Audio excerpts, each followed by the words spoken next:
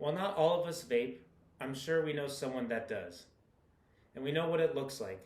They constantly are looking for their pen, they have to have it, and when they do, they're blowing out huge clouds of vape that smell like fruit. Whether they're walking around, driving, we all see it. And while it's a little obnoxious, they tell you that it's not only better for them than regular cigarettes, but that it helps them quit. Now, what if I were to tell you that these two things are in fact not true and that it's becoming a widespread epidemic with our teens today? Today, I'm here to persuade you that teen vaping needs to be stopped. To look at this issue, we're going to look at the problems, some of the solutions, and then I'm going to show you what the future would look like. So let's step into the problems. The first problem is nicotine. Our teens are highly susceptible to nicotine addiction. According to LA Times on November 8th of 2016, there was a study done that showed that high schoolers are 6 times more likely to start smoking cigarettes and get addicted to nicotine rather than those who didn't. And that's especially scary when you take into consideration that 90% of all adult smokers said that they got addicted and they started in their early teens. Now, the second problem involved with teen vaping is other health risks. Not only nicotine addiction, but vaping comes with a wide variety of other dangerous health risks.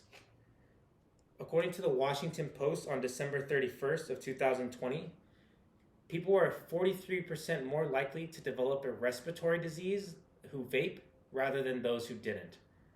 And what's even more alarming is that the same people are at a higher risk for things like chronic bronchitis, asthma, and even COVID-19. So now that we looked at some of the problems, what are some of the solutions?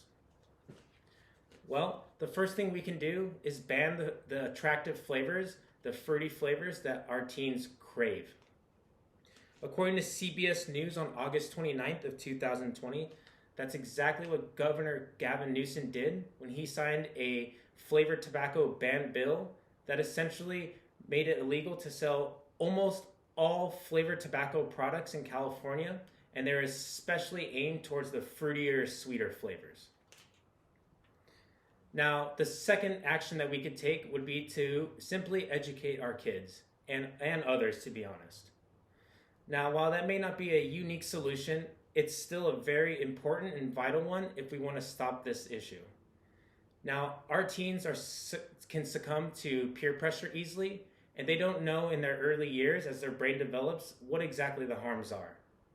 So it's up to us as parents and guardians and older siblings to not only stop the vaping, but to really warn them and let them know the harm that they're causing to their bodies and honestly to others. So now that we went through the problems and a couple of the solutions, let me show you what the future would look like. Now, if we do nothing, our future for our kids, for Gen Z, is going to look very grim.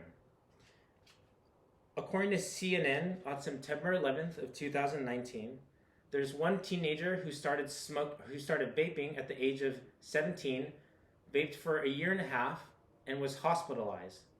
And after that hospitalization, he got the devastating news that his lungs were now comparable to that of a 70-year-old smoker.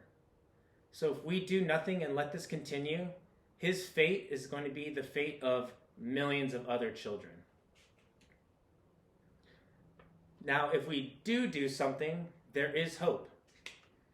According to ABC News, on September 30th of 2021, so this year, there's been an overall 40% drop from 2020 in high schoolers and teens that are vaping. So because we have certain laws that were passed thanks to Governor Gavin Newsom, because the legal smoking age has been raised to 21, there has been a drop, and it's a drop in teen vaping, and also because of COVID, no one was at school for over a year, and that also helped with the decline. But if we keep these up, then things are going to look good.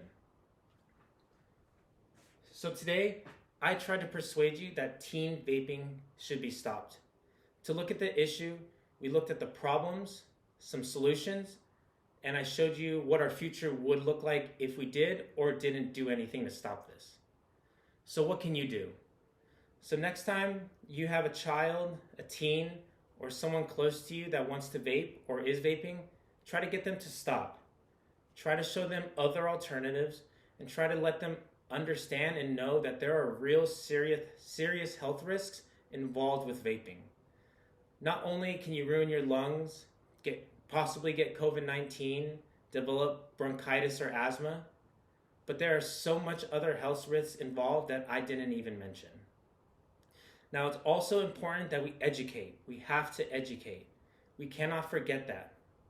Now, if we do that, and we also continue to work on laws that will help ban not only just the flavored sweet tobacco flavors, but all vapes in general, our kids will be in a much healthier state.